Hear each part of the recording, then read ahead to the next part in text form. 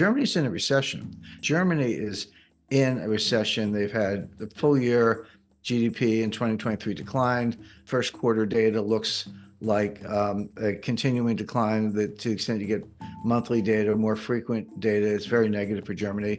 I just bought a brand new German sports sedan. By the way, my old car I had for 15 years. It had 250,000 miles on it. So I figured it was about time, but I can't. But the new one, I'm very careful about the specification. It was made in Germany, which is good. But the engine was made in Hungary. And I was fine with that. The Hungarians are smart and they're productive, and I'm sure they had good quality control. But I thought, gee, isn't that interesting that Germans are outsourcing the engine production to Hungary the way Americans are outsourcing everything? Well, it used to be China, now it's Mexico. Why can't Germany make those engines the way they used to? Well, the answer is the energy costs are too high.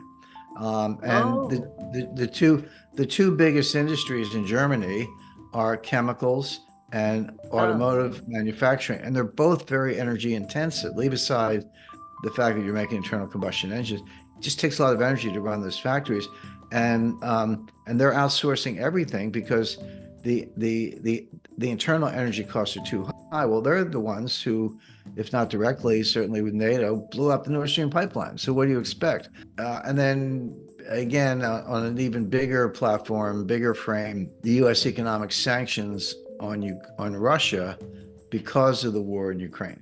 Mm-hmm. And again, if you're in a war, economic sanctions on your enemy are not unusual.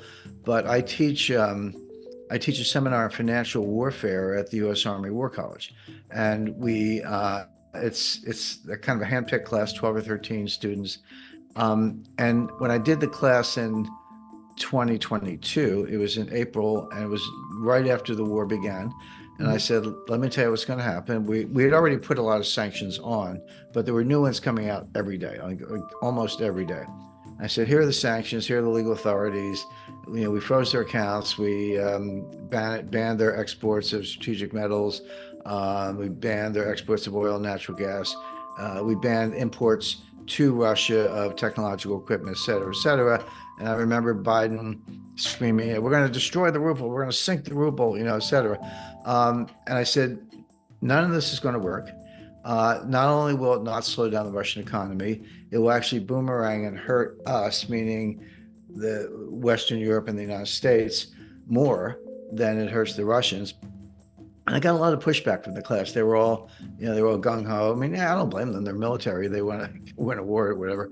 But I said it's not political. I said, I can just tell you that's what's going to happen. The people in charge of it, Wally Adeyemo, who's the Deputy Secretary of the Treasury, let alone Janet Yellen, who's completely clueless. She's our Treasury Secretary. Mm-hmm. Said they understand the law, at least Wally does. Yellen does not. But they don't understand economics. They don't understand how easy it is to work around sanctions, how easy it is to use import substitution, et cetera. So anyway, I taught the class again last spring. I guess my next one will be coming up in a couple of months. But in the spring of 2023, I taught the class. I said, let me tell you what I taught last year's class. And I kind of went down the list. And I said, and I was right about everything. Wow. I was right that the sanctions wouldn't work. I was right that they would boomerang. Today, the biggest problem in the Russian economy is a labor shortage. That economy is booming. It grew about 5% in the fourth quarter of 2023. The ruble is stable. It had the big dip, and then it came all the way back, and then it was stable for the better part of a year. Over a year, went down a little bit, but not a lot. That had to do with oil prices. If they have an economic problem, they have a little bit of inflation, which means your economy is running hot. So Vera Nabiullina, who's the head of the Central Bank of Russia, I say she's the only central banker in the world who actually knows her job. She raised interest rates a little bit just to cool it off. But they have labor shortages. And one of the reasons they have labor shortages is not only did they put the economy on a complete war footing, but so many people are enlisting in the military that they can't get workers in their 20s. I mean, this is the myth in the West, what you would read in in the Sydney and Melbourne newspapers, or the Financial Times, or the Economist, the New York Times, Washington Post, et cetera, is Russia, the troops the morale is low, they're poorly trained, their officers are all sitting around drinking vodka, they don't have a doctrine, military doctrine, et cetera. they're all lies. Every single one of those things is a lie. The fact is, they're winning the war. They're advancing on the entire battle line from Adevka to Kupiansk, and Liman and a number of Bakhmut and a number of other points in between. They're advancing, but the Russians take their time. All you have to do is look at the Eastern Front in World War II. I mean, Yeah. there were get the number right, 20 million people killed in combat, and I think another 10 million civilians. But the Germans came in and they killed 5 million Russians. And the Wehrmacht said, okay, we're on the outskirts of Moscow. We've taken Stalingrad.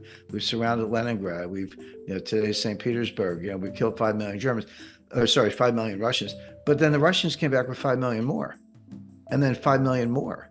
In other words, the Wehrmacht and the German intelligence had no idea quite what they were dealing with in terms of Russia's ability to mobilize, and that's still true. But you look at the Battle of Kursk in 1944, late 43, early 44, they didn't rush into anything. They had a war of attrition. They wore down the Germans, and then they surrounded them. They enveloped them in what's called a cauldron, and they annihilated them. But they weren't in any hurry about it.